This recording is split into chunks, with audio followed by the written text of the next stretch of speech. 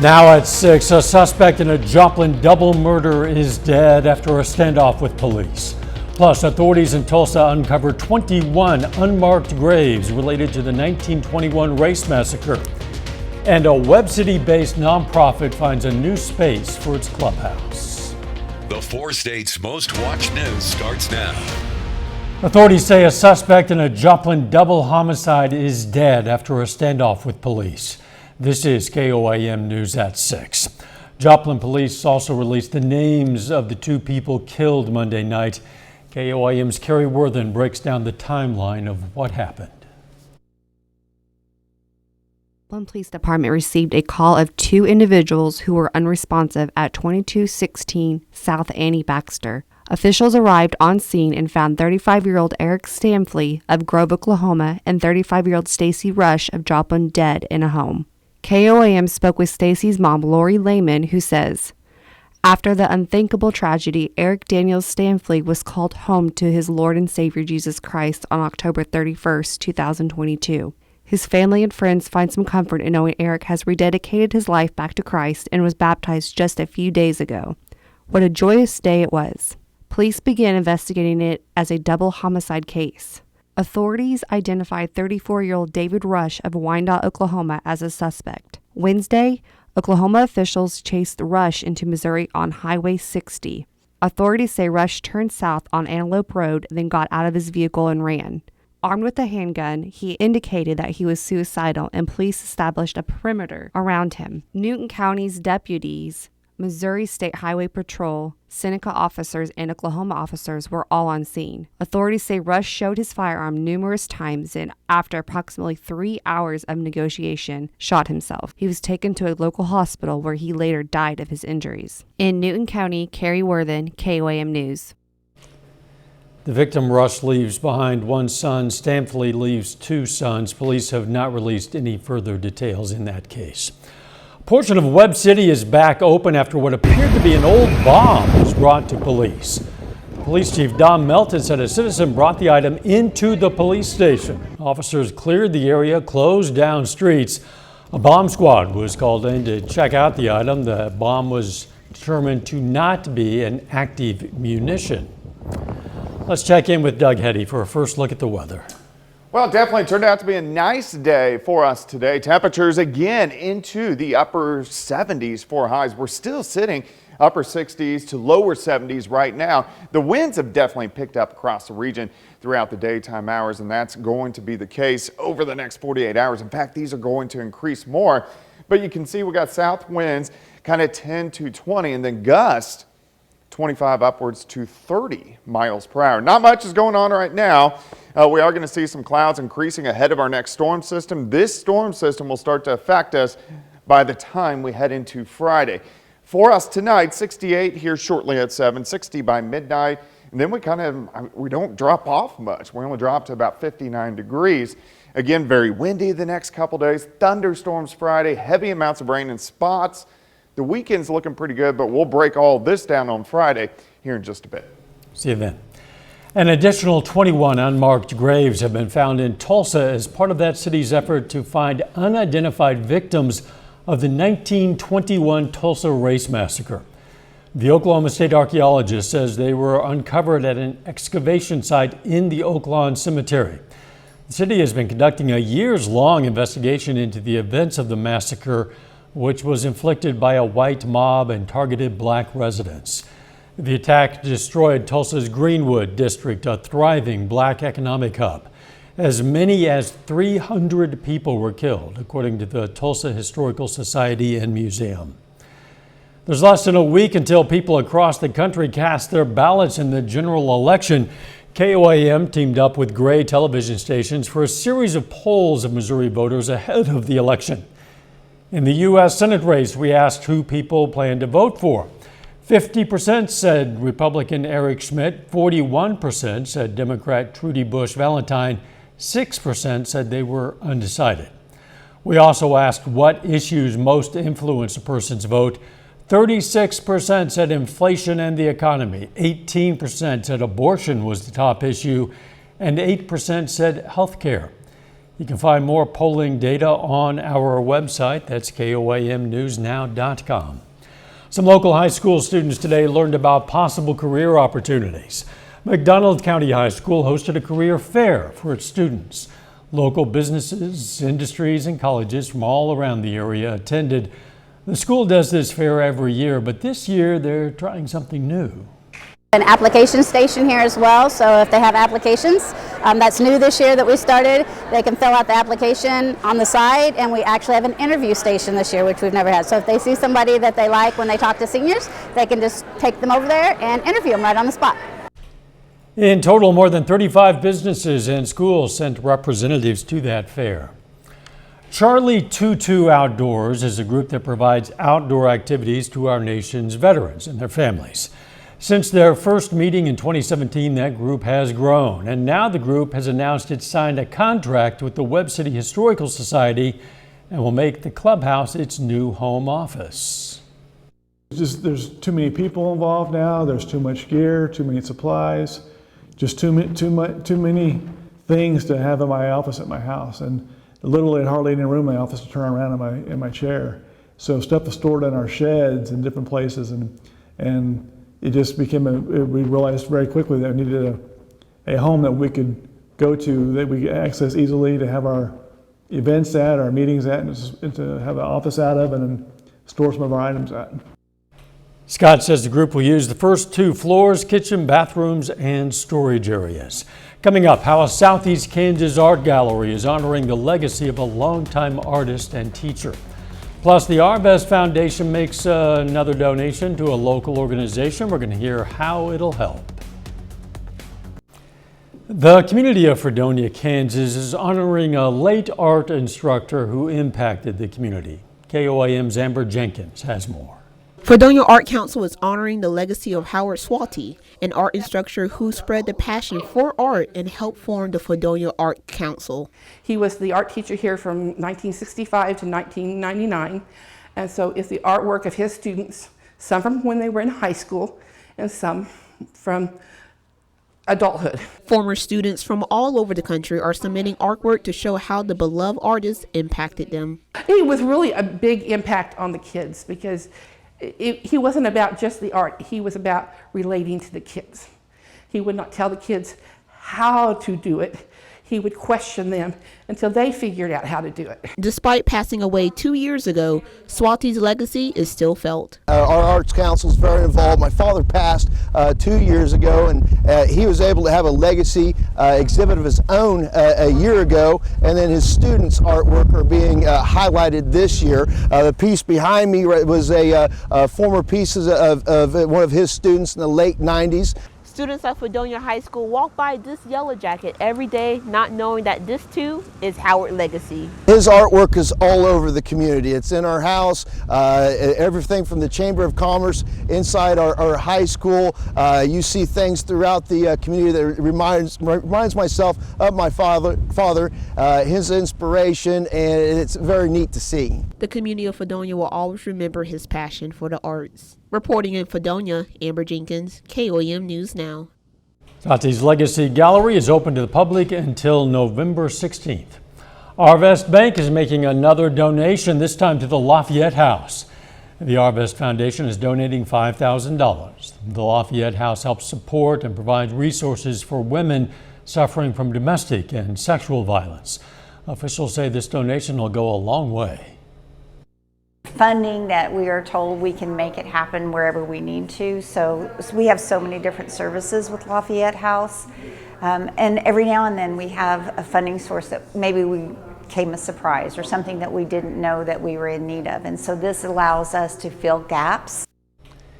The Arvest Foundation says it seeks to provide funding that creates positive change for others. Special Olympics Kansas hosted the Southeast Kansas Regional Youth Bowling Competition today in Pittsburgh Holiday Lanes. The event features schools in multiple Southeast Kansas counties. For the Special Olympians, events like the Youth Bowling Competition provide a healthy dose of good sportsmanship and social interaction. A little bit later, the Missouri Southern Lions look to get back to 500 as they take on Northwest this weekend. Plus some strong, maybe severe thunderstorms roll in Friday. We're going to look at that coming up.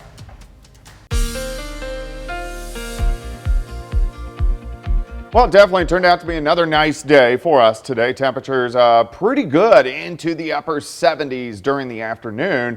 And the winds picked up just a little bit across the area. And those winds are really going to increase over the next couple days. Lander, Chevrolet, Cadillac, and Joplin. We're looking at I-44 eastbound, westbound. A lot of traffic, but we are dry. Pretty much clear skies out there right now. Temperature is still pretty good. We're sitting upper 60s. To near 70 once you get out across southeastern Kansas. Nice shot, sun setting. Reminder, clocks flip back this weekend, so this is what it's going to look like at 5:15 in the evening. 71 south winds at 15, humidity is at 51%. Winds have increased. We have south winds at about 10 to 20, and then we're getting gusts higher than that as we go through really the next couple days. Those are going to increase. Overnight tonight, we drop and hang near 60 degrees. Clouds will start to increase, really thickening up after midnight. So mostly cloudy skies for us tomorrow. We currently still have clear skies, not much across central plains. Here's that next storm system kind of brewing out across the western third of the country, and that will start to affect us as we go into Friday. We even have a low severe threat in the yellow along and south of I-44, and then a very low threat in the green north of I-44. So timing, again, Friday, 3 p.m. till 10 p.m. Main threats, wind and hail. We're going to keep the tornado threat very low, still there. Low on the hail threat, wind threat, but the rain threat, heavy amounts of rain, we're going to elevate up to the moderate level. All right, let's go through time. By midnight, hanging near 60. Look at the clouds increasing by morning. Mostly cloudy skies for us tomorrow. We're going to have sun. These are going to be mid and upper level clouds, kind of thin. Temperatures near 70 by noon. Most of us upper 70s as we go into the afternoon. Tomorrow night, clouds continue to increase. We may get a random shower or two after midnight into Friday morning. Here's 8:30 Friday morning. Notice the storms out toward the west starting to march in. By the noon hour, still spotty showers, most of us, but our western counties starting to pick up some showers and thunderstorms, and then they start to intensify a bit. So here's 2:30.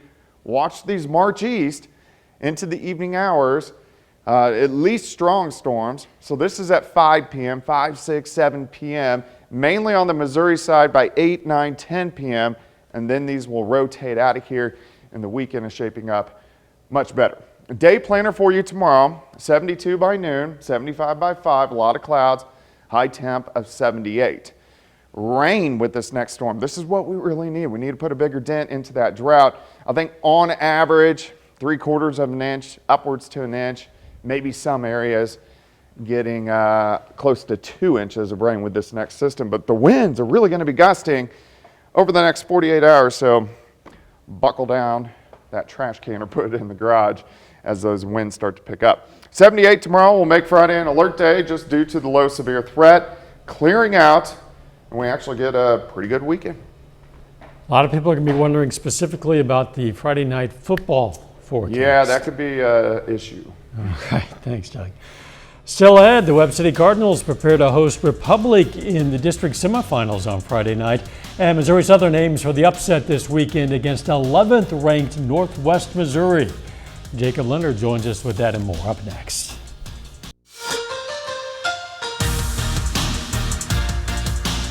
The Missouri Southern Lions have just 2 games left in their regular season. The Lions will be on the road for the first of those 2 this Saturday, facing Northwest Missouri State. The Missouri Southern 4-5 heading into this one. They've lost 3 straight really close games by a combined 10 points. On the other side, Northwest is 7-2, ranked 11th in the nation. And the Bearcats fighting for a playoff spot. They haven't lost at home since 2018. So the Lions have a chance to be big-time spoilers on Saturday. We always look to be the spoiler, you know, and an opportunity not only to kind of knock them off the playoff conversation, but also break the home winning streak that they got going on up there. And so the other thing that's bigger than that is we've got some seniors that are really special to this program. I mean, they have bled green and gold for 3 or 4 or 5 years, and so if we can send them out on a high note these last 2 games, knocking off some teams that think they're going to get in the postseason, that would be great. That's our goal. So I mean, I would love to go up there and upset them out there. And like Bradley said, in their little home streak that they got, be a great feeling. I don't think any team's going to be underestimating us, though. After our past 3 weeks, they see how the games have gone. So I think they'll definitely be prepared for us, and we'll be prepared for them. The Webb City Cardinals are back in action this week after a first-round bye in the district playoffs. Webb City hosts COC rival Republic Friday night in the district semifinals. The Cardinals are 6-3, while Republic is 7-3 after winning their playoff opener over Parkview last week. Now, Webb City won this matchup 35-14 in the regular season, but Republic been pretty good the last month, winning 4 straight, including knocking off previously undefeated Nixa just 3 weeks ago. Last year we were talking about them being one of the best, most improved teams in our conference, and certainly that was the case. And they've got the best win in the league, I think, in beating Nixa a couple weeks ago. They've certainly playing probably the best at this point in time of any teams that we see on film, and they're a confident team. When you have a big win like that against a team that's otherwise undefeated in the league, I mean, you're going to gain a lot of confidence. I think about every year they always come into the postseason ready to play, and they're definitely an improved team this year especially. We know it's going to be a game, and we know we got to come out and we got to play well, and we got to do the fundamentals right, and we got to do everything right and win.